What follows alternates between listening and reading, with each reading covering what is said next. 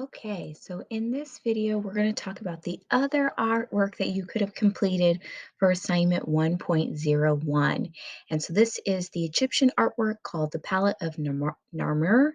And so as I like to do with the artwork on the boxers, it's just kind of overall, what am I looking at, based on the facts of when it was made, where it was found, what's it made of, and start thinking, well, is there sort of some sort of theme, some sort of interpretation? So the first thing I'm noticing is we have several large um, kind of figures, which we can presume is the king. It's broken up into these sections. And so it almost looks like a storytelling. Now, from my research or from your research, you would have noticed that the Egyptians very much like to document kind of narratives. They use hieroglyphs. So they are a sophisticated civilization that likes to communicate. Like historians likes to communicate their stories, preserve their culture. So if I had to think of a theme that was used, referring back to that page two, I would say that this one falls under power and authority. It's showing the king as being victorious. We're seeing areas where he is being uh, triumphing over like his defeated enemies. That's why we have a lot of headless little people here because he's crushed his enemies. There's another part here where I read that this kind of beast is more symbolic to show maybe the unification of a group of people or the unification of his kingdom.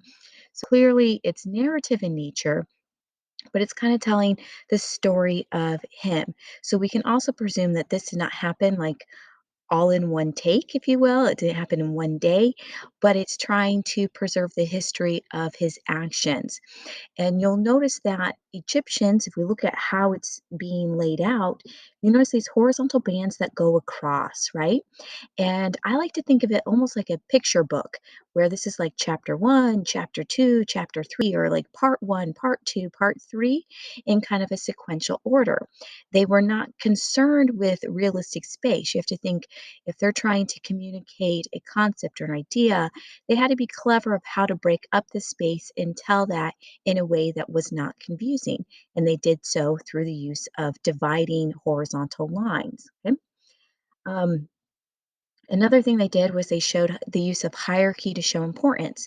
If you had a group of people who were illiterate or didn't necessarily know the nuances of the language, um, just even on a visual standpoint, something that's bigger, even children recognize that as being more important. So they used a lot of what's called hierarchy, which is big to small. The things that are more important are bigger, the things that are less important are very small. They are not insinuating that this person was way bigger and then these were just very small people. It's just to show a level of importance. And hierarchy was extremely important to their culture, so it only made sense that they would show it that way. The servants are going to be seen as small. It's not to represent necessarily children. Another thing you have to think about is the symbolism. They're wanting to communicate an idea or concept, not to show something as realistic.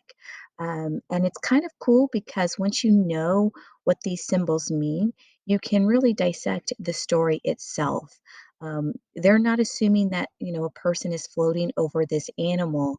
They're not showing realism.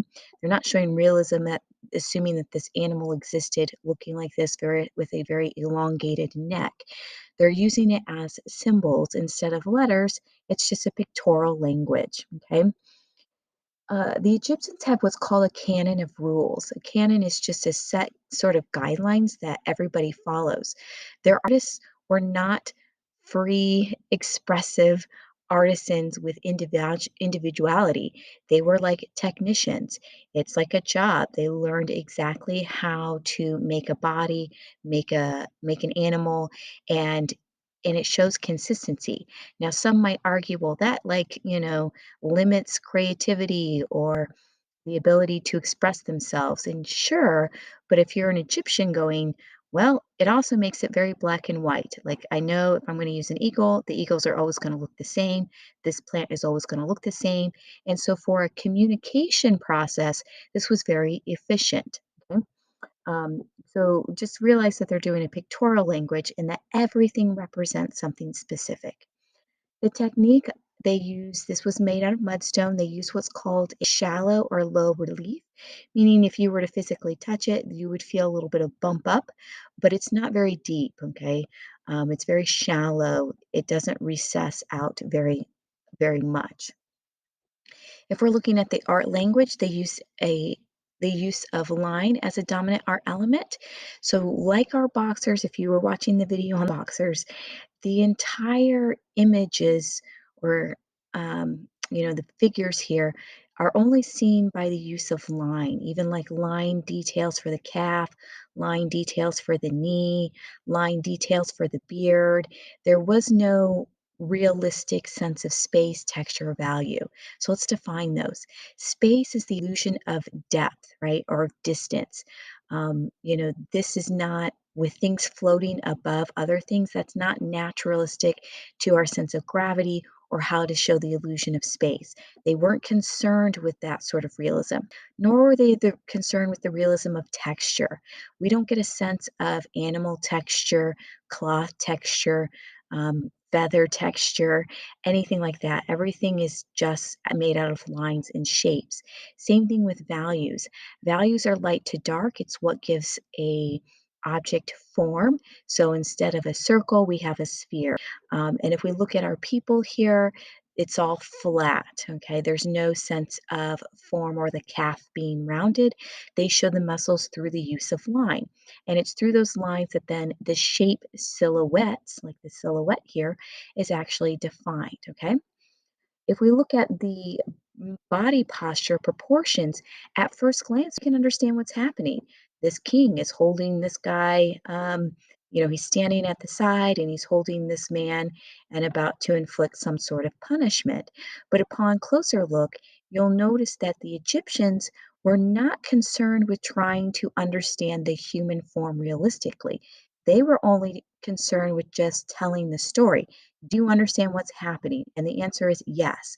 But if we look at how this man or the figures are created, we have profile legs, and both of them are the exact same length, which in reality would not occur. Like if one leg is standing behind, it typically is raised up a little higher to show the illusion of depth, but we don't have that here. Knees are never bent or rarely bent, so it feels very rigid and no sense of movement.